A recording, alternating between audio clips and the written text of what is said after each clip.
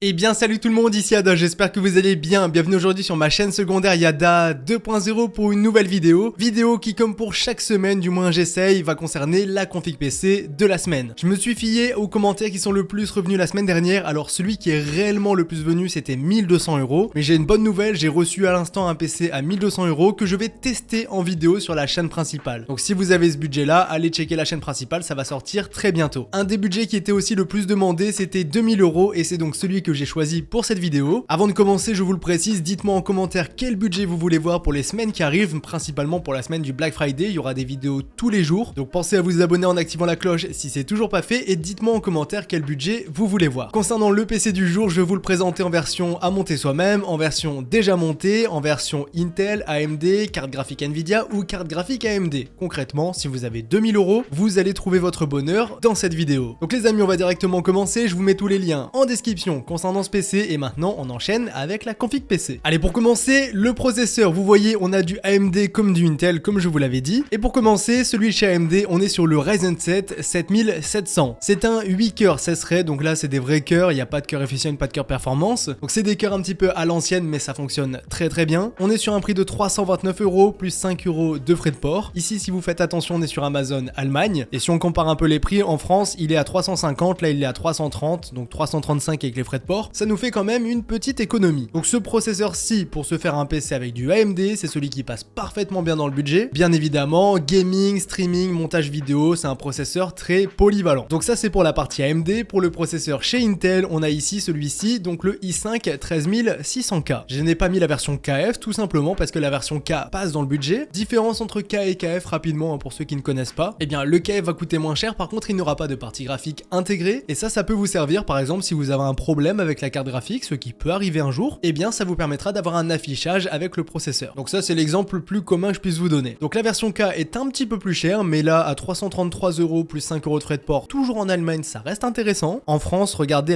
l'économie de fou, là il est à 360 en France, donc là vraiment on va en Allemagne pour l'acheter. Différence avec le processeur d'AMD, c'est que celui-ci est équipé de 14 cœurs, mais il a les cœurs efficient et performance, ce que je trouve personnellement génial, parce que je vous l'ai déjà expliqué, mais en gros pour un exemple, si vous faites du gaming et en même temps du stream, et bien pour le gaming, les cœurs performance vont prendre le relais. Et pour tout ce qui est streaming avec l'encodage, etc., c'est les cœurs efficient qui sont moins performants, mais qui feront clairement le travail pour ce genre d'utilisation. Voilà, c'est un exemple parmi tant d'autres, mais c'est très pratique et c'est super bien foutu. Et si je devais choisir entre les deux, pour ceux qui se demandent, je prendrais plutôt celui de chez Intel. Ensuite, on continue au niveau des cartes mères. Là, on est de retour sur Amazon France. Ça, c'est la carte mère pour du format AMD. Donc, c'est la B650+, c'est du Asus Stuff. Très bonne carte mère. Là, franchement, j'ai rien à dire à ce niveau-là. La carte est vraiment très complète dans l'ensemble. Carte mère bien sûr format DDR5, on ne prend pas de DDR4 pour un PC de cette valeur-ci. Niveau du prix, elle est vendue à 202 €, livraison incluse. C'est une très bonne carte mère qui ira parfaitement bien avec notre petit processeur. Ensuite on continue la carte mère mais pour les formats Intel, donc de toute façon je vous détaillerai bien tout comme il faut en description, ne vous inquiétez pas, vous ne pourrez pas vous tromper. Mais ici on est sur la B760+ Wi-Fi,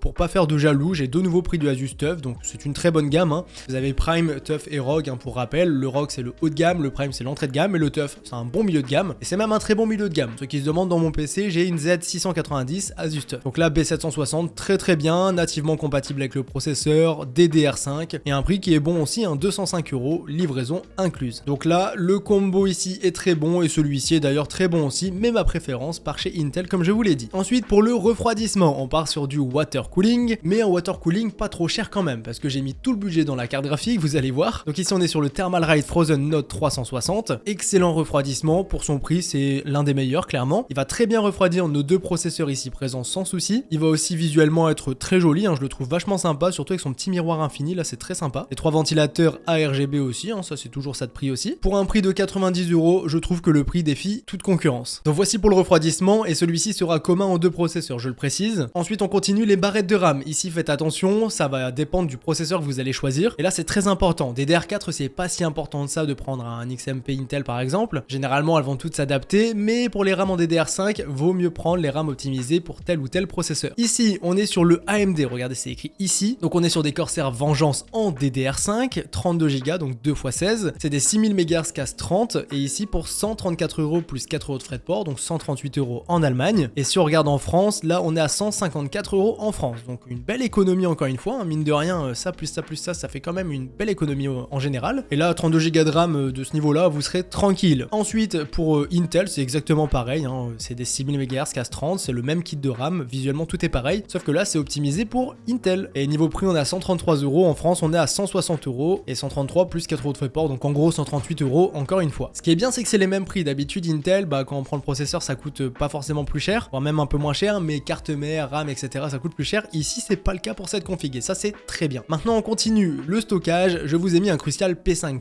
je vous mets souvent des P3, mais bon, quand même au bout d'un moment il faut un petit peu upgrade. Et ici le P5+, on l'a en version 1 Tera, donc bien évidemment ça passait pas totalement dans le budget de mettre 2 Tera, mais vous pouvez prendre le 2 Tera hein, sans aucun souci. Ici je vous ai mis le 1 Tera pour une question budgétaire, mais ce que je vous conseille de faire, c'est de mettre un petit peu plus, donc environ 40 € de plus pour passer à la version 2 Tera. Les vitesses sont vachement bonnes, niveau du prix on est à 68 €. Les SSD, ce qu'il faut savoir, c'est qu'en ce moment ça remonte un petit peu. Je pense que pendant le Black Friday on va avoir quelques petites remises, donc à partir de vendredi, mais dans tous les cas c'est pas un prix déconnant de l'avoir à 68 € pour les vitesses et les performances qu'il embarque. Maintenant on continue avec la partie carte graphique, très important, une carte AMD comme une carte Nvidia pour ceux qui préfèrent. Et ici ma préférée c'est celle-ci, la carte AMD. Donc on est sur la RX 7900 XT qui est pour moi l'une voire la carte graphique la plus intéressante qui est disponible actuellement. C'est une carte avec 20 Go de VRAM en GDDR6 avec l'encodeur AV1 qui est vendu à 850 € plus on n'oublie pas les 10 € de frais de port. On est sur Amazon France ici. Là c'est un modèle XFX à 3 ventilateurs, vraiment c'est une bonne carte. Je l'ai déjà testé en vidéo, donc pour ceux qui sont intéressés, j'avais testé je crois d'ailleurs le même modèle, mais c'est plus une carte qui est faite pour jouer en 1440p ultra ou alors même en 4K ultra avec tous les graphismes à fond. Généralement en 4K ça fait tout tourner, et si ça fait pas tourner comme vous le souhaitez, vous baissez un petit peu les graphismes, mais avec cette carte-ci vous êtes vraiment mais vraiment bien. Pour ce prix là c'est top. Si vous voulez du Nvidia, ici vous partez sur une 4070, on est directement sur Amazon en Allemagne. La différence de prix est affolante entre la France et l'Allemagne pour cette carte. Donc regardez, en Allemagne 863 € plus 7,50 € de frais de port, en France 905 €. Grosse différence de prix. Ici c'est une 4070 PNY.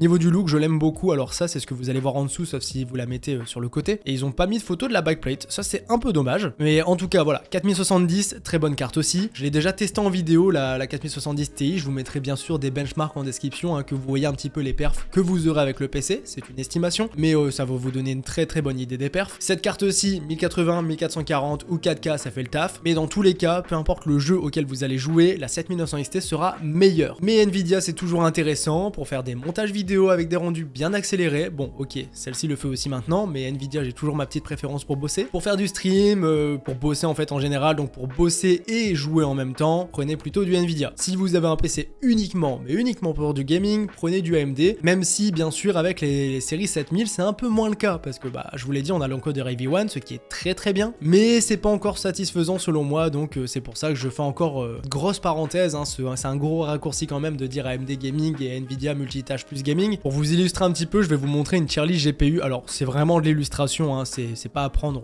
à la lettre exactement, mais ça vous donne une idée. Donc regardez, c'est by Tom's Hardware en 1080p Ultra, ça vous donne une petite idée. Vous voyez la 7900 XT qui est située là-haut et la 4070 Ti qui est située juste ici. Donc là c'est la moyenne de FPS à 140, donc vous voyez que ça restera dans tous les cas de très bonnes cartes, et que aussi la 4070 Ti met une tempête à la 4070 classique, mais ça c'est un autre débat. En 1440p Ultra vous avez la 7900 XT ici, la 4070 Ti ici, donc vous voyez on n'est pas très loin d'une 4080, et en 4K Ultra 7900 XT 4070 ici. Voilà, dans tous les cas allez au-dessus, mais les perfs seront quand même très bonnes avec une carte graphique de chez Nvidia évidemment. Allez, ça c'était pour la petite aparté au niveau des cartes graphiques. Ensuite on continue le boîtier, il y en a plein qui s'offrent à vous, vraiment vous avez le choix, mais ici je suis parti sur celui-ci qui passe dans le budget et que je trouve vraiment sympathique. Donc on est sur le NZXT H7 Flow RGB, c'est la version RGB qui coûte beaucoup plus cher que la version classique, donc si vous vous en fichez du RGB vous faites un peu d'économie, regardez-moi ça, 30 € de moins quand même, mais ici on aime le RGB donc on prend la version RGB, 3 ventilateurs en façade, un ventilateur à l'arrière,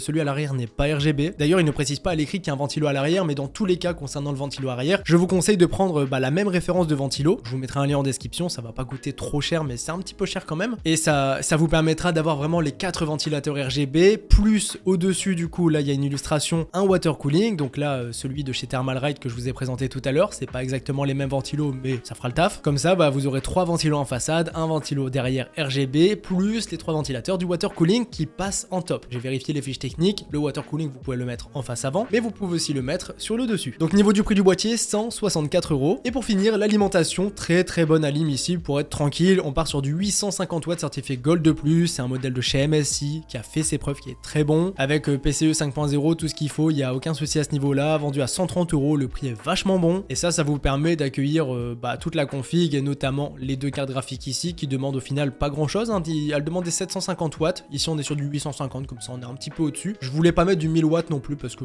je vois pas trop l'intérêt de partir aussi loin. Quand on met pas des 4090 ou 4080, on peut se permettre de mettre du 850. Donc voici les amis pour ce qui est de cette config PC. Alors je vais tout de suite vous donner les prix, hein, évidemment. Je pense que c'est ce qui vous intéresse le plus. Mais le prix, vous vous en doutez, on est autour des 2000 €. Donc là pour la config avec le processeur et la carte mère AMD et les barrettes de RAM AMD, enfin la totale AMD, on est à 1990 €. Donc on respecte le budget. Si on rajoute un petit ventilateur à l'arrière, on va rajouter les 25 €. Donc on sera vraiment dans notre budget à ce niveau-là, il n'y a aucun souci. Et pour la config Intel, très bonne surprise, on arrive à 1994 €. Donc on peut aussi rajouter les 20-25 € du ventilateur si on en a envie. Et là je suis très content parce que la config est totalement respectée en termes de budget. Je vous raconte pas la satisfaction quand je fais toute la config et qu'il est venu le temps d'additionner les prix. Là quand j'ai additionné, donc je l'ai fait hier la config, et je suis arrivé à 2001 €. Donc j'étais très content, le budget est respecté à 1 € près. Et là on est même passé en dessous, donc ça régale. Donc voici pour ce qui est du PC à monter soi-même. Je vais vous mettre une petite vidéo tuto montage PC en description pour ceux que ça intéresse, comme ça vous pourrez le monter avec un petit tuto. Je vous mets aussi les benchmarks concernant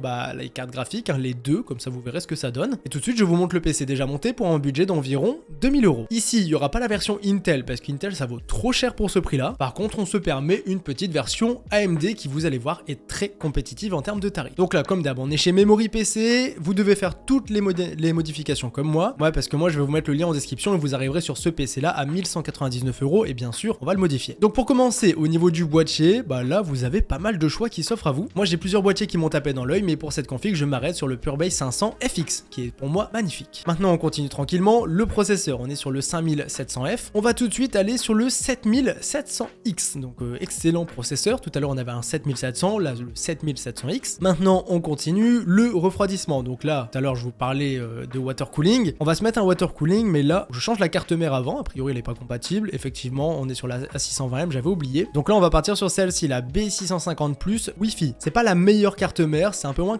bien que la Asus TUF, mais clairement elle fait le travail. En plus de ça elle est aussi équipée du Wi-Fi. Maintenant on peut se permettre un water cooling, donc ici moi j'apprécie vraiment le 240, comme ça on peut le mettre en top. Sur le boîtier Purebase 500FX, le 360 ou le 280 ne passe pas au-dessus, ça sera uniquement en face avant, et ça je trouve ça un peu moins joli. Et après c'est les goûts et les couleurs. De toute façon il arrivera déjà monté, c'est simplement pour l'aspect esthétique que je vous dis ça. Maintenant au niveau des barrettes de RAM, là on est sur celle-ci de base, on les change bien évidemment, on va mettre les mêmes, celle de chez Corsair, donc c'est exactement celle-ci. Si vous souhaitez un petit peu de RGB c'est possible, avec celle-ci c'est les mêmes avec du RGB. Moi pour payer le moins cher possible je mets celle-ci à 70 €. Maintenant on continue, la carte graphique. Donc carte graphique vous avez le choix, soit vous partez sur une 4070 Ti, donc vous prenez celle-ci là, la moins chère possible de toutes les cartes graphiques. Si vous voulez absolument choisir votre modèle parce que vous en aimez bien, choisissez-le, mais bon, conseille de mettre celle-ci parce que généralement vous payerez bien moins cher et vous aurez quand même une carte graphique de qualité. Après libre à vous de prendre une Gaming Geeks Trio, mais ça va coûter bien plus cher. Allez, maintenant on continue. Si on veut une carte graphique AMD, on part directement sur celle-ci, la 7900 XT, ne pas confondre avec la 7900 GRE, c'est pas du tout les mêmes performances, elles ne sont absolument pas comparables. La 7900 GRE est très bien pour jouer en 1440p et la 7900 XT est bien meilleure pour jouer en 4K. Et bien évidemment, si on joue en 1440p ou 1080p, elle sera meilleure également. Donc voici pour les cartes graphiques, c'est exactement le même choix que tout à l'heure, vous avez soit AMD, soit Nvidia, et pour les mêmes raisons, vous pouvez choisir l'une ou l'autre. Maintenant, on continue, le SSD. Alors là, on est sur celui-ci, le Western Digital Blue, le SN580. Si vous voulez, vous pouvez passer aussi à la version 2 Tera, pour ceux que ça intéresse, ça va être un budget supplémentaire, mais c'est possible. Et maintenant, au niveau de l'alimentation, ça c'est très important, on va venir la changer. Donc là, on est sur la SQ White Silent en 700 watts, et on descend tranquillement vers celle-ci, la Corsair RM850E.